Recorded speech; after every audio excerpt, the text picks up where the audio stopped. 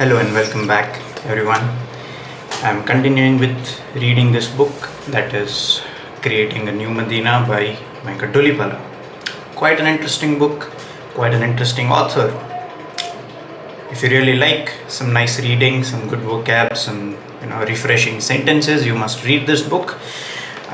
Definitely, there is something to be learned as long as history is concerned, but at the same time there are also some new words that you might come across when you read this book. Alright, so I think we stopped here, excoriating refusal to accept. Now we are going to start with evaluating the Lahore resolution and demand for Pakistan. Now, something that a lot of people fail to understand in our country, especially the delusional liberals and the so-called seculars and a lot of people, is Pakistan as a demand was a sudden demand. It wasn't like years in play. It wasn't something that was carefully curated, crafted, nurtured, and then put out in the public domain by the Muslims and the leaders of the Muslim League.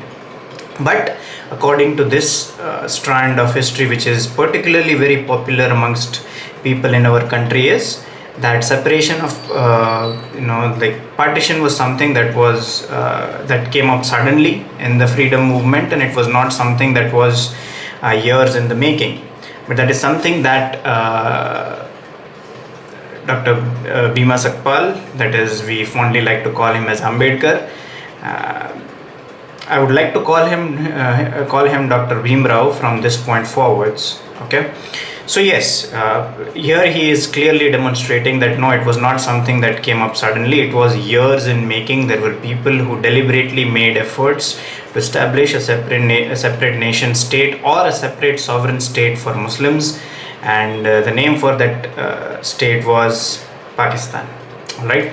So here, Ambedkar acknowledged the fact that Pakistan was not merely a flash in the pan which would disappear over time, but a characteristic in a biological sense of the term, which the Muslim body politic has developed in the same manner as an organism develops a characteristics.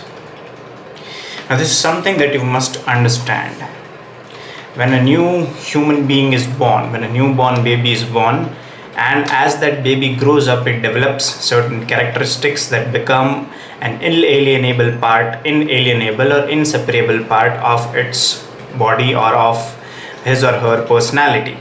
From your journey from being an infant to an adult, so while you are covering that journey from infancy to adulthood, you pick up some characteristics, and some characteristics you internalize and you make it your own, and they become an inseparable part of your body or your personality.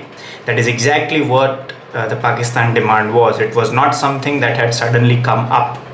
The idea of Pakistan, it has started way before it started being debated in the political domain or the public domain in the 1940s. The whole purpose of the Mughal kingdom in Bharat was to establish a nation state of Islam. That was their entire goal.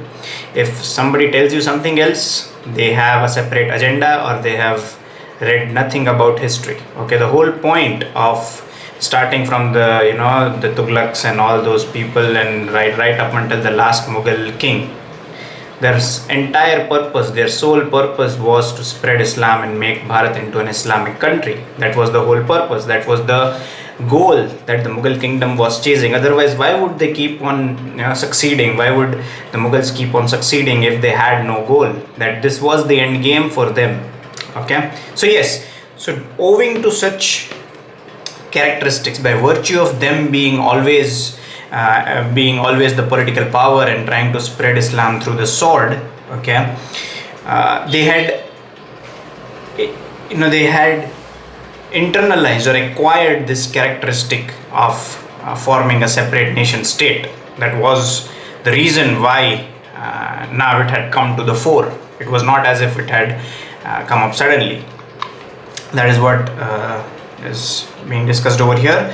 He chided them for the British for the birth of this demand and urged them to understand how unrealistic it was to expect the British to forcibly crush the movement behind it.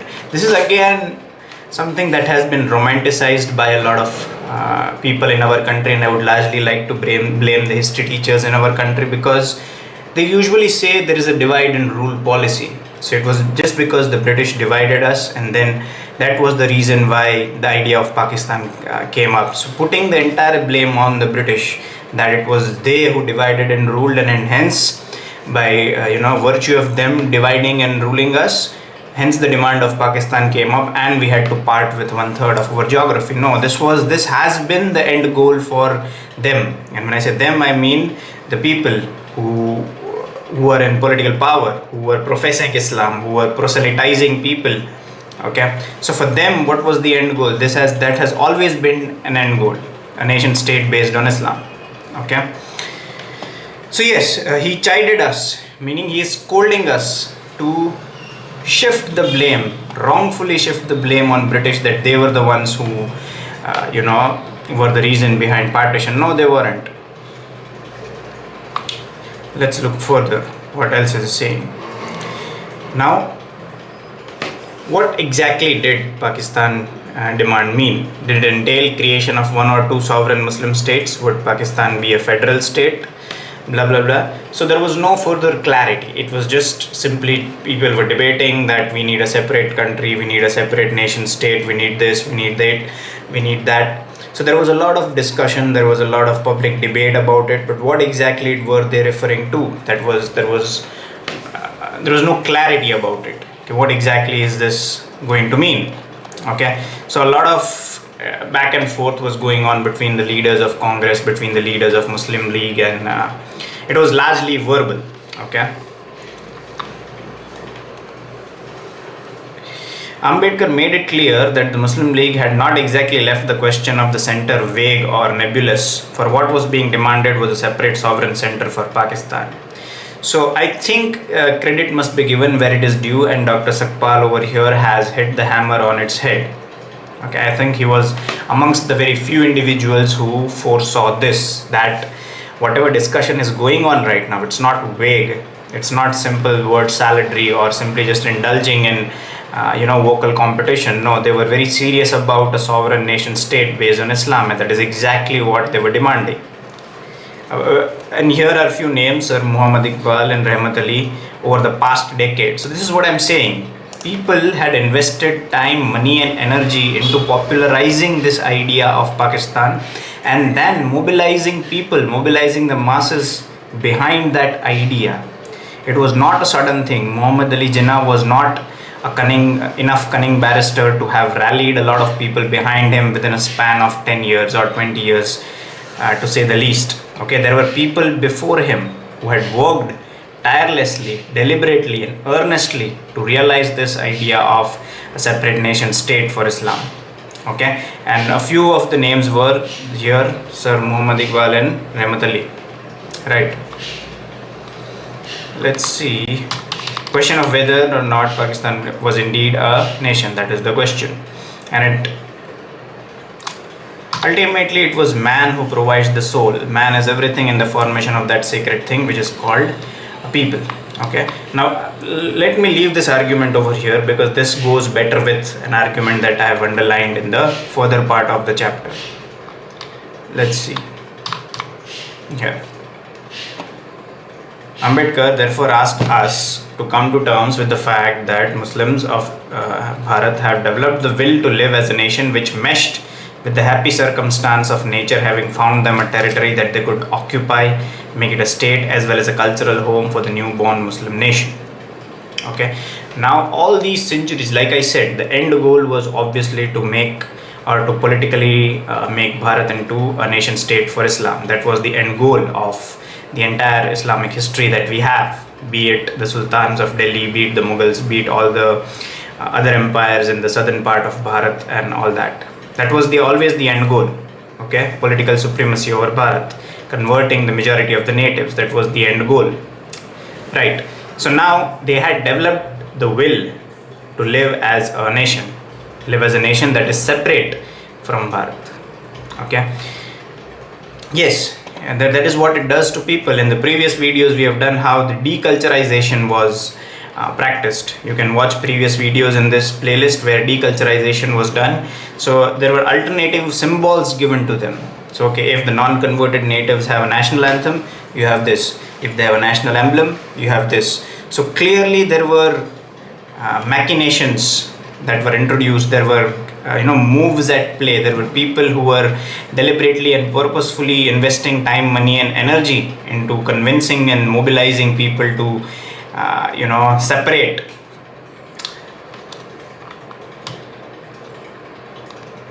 Let's see what else. Ambedkar acknowledged merit in the argument that separation of Bihar from Odisha, Andhra from Madras, Karnataka from Maharashtra could not be compared to what was being proposed in the case of Pakistan. I think this is still the problem in our country. Largely, when we talk about unity of this country, or that there is unitary nationhood of Bharat or not, is that a reality or not? There are a lot of so-called intellectuals who will pose this argument that, oh, then why was there separation of Bihar from Jharkhand? We are very different. Why are there areas of Karnataka that are different from Maharashtra, so on? So they'll bring out these internal conflicts, okay, and they'll again compare it with something like the case of Pakistan and Bangladesh, that it's only fair that since Jharkhand separated from Bihar, since Haryana separated from Punjab, it is only fair that Pakistan separated from Bharat. All of this is very similar. No, that is not the same. Okay. Here. Now this is what is something that is very delicate and very uncomfortable to discuss, but that is the whole point of this video. That is the whole point of my YouTube channel, to have conversations that are not very comfortable. Ambedkar quoted at length colonial historians such as Stanley Leopold and also their translations of medieval Muslim chroniclers such as Minhas Uj Siraj and others to enumerate violent methods adopted by Muslims in the process of their conquest. Muslim loot, all of this, and towards the end, okay, he argued, had created such bitterness between communities that a century of political life under the British had not succeeded in assuaging it or making people forget about it. Right now, what you usually see is people who identify as liberals, people who identify as modern, progressive. They will say that that this medieval age mentality is gone, and there is no use of being defensive about what used to be a reality is not a reality anymore. So you don't need to be defensive about what went on in medieval ages, because that is certainly what is not being that is certainly is not the reality now. And I would like to tell you, you're not far away from the truth. The truth is, there are still efforts underway to make Bharat into a totally converted monotheistic country. But that is again a discussion about a different video. But right now what we are going to focus on is, how can a nation that has been plundered, pillaged, okay, forget about everything just because now we lived for a century under the British rule. So that was essential. That is still essentially the argument of a lot of people from political parties who lean towards left and center left and all that. That forget about it. What difference does it make? So if after centuries of slaughter, plunder, pillage, rape and everything, we are simply just expected to forget. There is no official whatever reconciliation commissions whatsoever. You simply just need to forget that it does not exist. That is still the dominant narrative. Again, Ambedkar was very forthcoming, and Dr. Bhim Rao, he had very crystal clear views that it would be delusional to view us and Muslims as a single nation. For Ambedkar, in the ultimate analysis of the few superficial commonalities between were ultimately a result of a dead past and had no present or future. Now this person is saying this in 1940s, which is still relevant right now, because we still have people in this 2026, okay, who romanticize this idea of Ganga Jamni Tehzeeb. That is, some commonalities between the non-converted and the converted Muslims. Okay, this is what we are preached, right, in the schools, secular, Ganga Jamni Tehzeeb, all that. But here, Dr. Bhim Rao is saying, whatever commonalities we have, superficial commonalities that we have, they were a result of a dead past. Okay, whatever commonalities that we have, they are a result of a dead past. It has no present and no future. This is what this fellow was saying in the 1940s. It still stands true, right?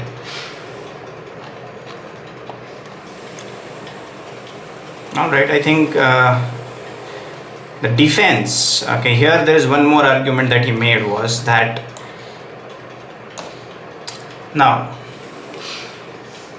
the region that is currently the West Punjab, that is currently in the current day Pakistan, and the Eastern Punjab, that is currently the Punjab in Bharat, is in those areas largely the people who populated the army of the East of the British in Bharat were Muslims.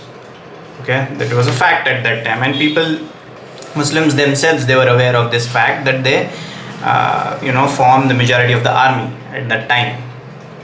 Okay, so that was also one of the reasons why Dr. Bhim Rao, he was in support of partition, that a lot of people, since they are converted Muslims in the army, when time comes to defend Bharat against Muslim invaders, they would not choose our side. And Ambedkar was pretty straightforward about it. He minced no words. He was like, okay, they might be in the army, but once if the attacking armies are Muslims themselves, they would not defend us, that is the non-converted kafirs, against their brethren. That is what Ambedkar was crystal clear about. Here, this is his words, not mine. The realist must take note of the fact that while the Muslims accept the European as his superior, he looks upon us as his inferior. Because why? Because they both were the people of the book. Okay, there is also another game at play over here that a lot of people don't realize. The Christians and Muslims, both of them are people of the book. So they have some commonality. When shit hits the fan, when push comes to the shove, these both people, that is people of the book, they will form bonds, make amends, make treaties, so on and so forth. But what about us, the non-converted polytheists? They will not make treaties with us. Okay, that is the same reason why a Muslim accepts European as his superior, if not superior and equivalent, but he looks upon us as his inferior. That is something that Ambedkar was very crystal clear about, and he is not mincing words. He is not saying that in my opinion it seems like, no, he is very crystal clear about it. Okay, this I've already covered this. He therefore concluded the defense of Hindustan, far from being weakened by creation of Pakistan, will be infinitely improved by it. This again reiterates the earlier position that I have already mentioned in the previous video, that for him partition was something that was good riddance, like picha chuta, jaan chuti, chalo jaane do inko. That was the type of mindset, that was the type of sentiment that Dr. Bhim Rao had about partition, and that largely reflects what a lot of people still have. But since he at that time he did not know that there was not going to be complete exchange of population, I think a lot of it still remains to be discussed. Alright guys, this is where I reached. Next I'm going to read this critique of martial racist theory and the British policy. That's it for this video. Thank you for watching.